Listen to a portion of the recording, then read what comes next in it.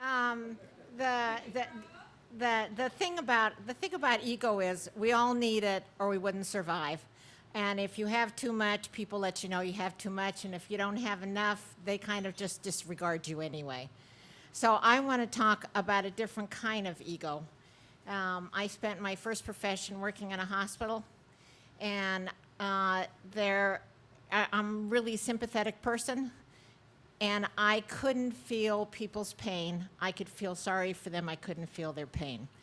So now I'm here in California.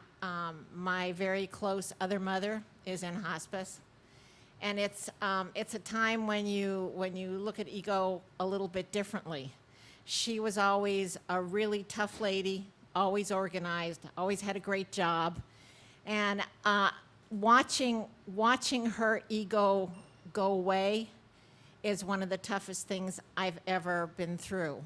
She's the kind of lady who never left the house without lipstick on, never left the house without matching beads on her outfit, and all of a sudden those things just didn't mean anything to her. And I think to myself, how much ego can you have left when somebody's bringing you the bedpan to your bed in your house and somebody else is wiping your butt? So it's been a really tragic fall for her that I'm watching. And at the same time that I'm doing that, I told my daughter, if I ever get into this state, shoot me. Well, I wasn't ready to rescind that yet, but what I realized is my relative has mesothelioma, and I know that you've watched the commercials on TV over and over and over again. And meso is a tumor in the lining of the lung. So there's not really enough circulation there, blood circulation for chemo or other kinds of things. So at 94, she's still full of piss and vinegar. She still can command a room. But I think that at this point, it doesn't matter to her anymore what she can command or not command. We can sit her in front of the TV and she can watch for 3 minutes and she falls asleep.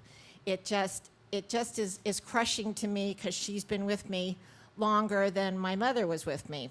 And what I have begun to realize, other than the fear that this could happen to me, because she's a blood relative, you never know, right?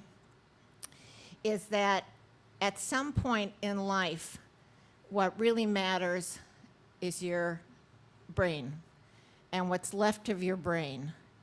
And so although she can't get up, she can't move around, she really is at the command of her caregiver and me.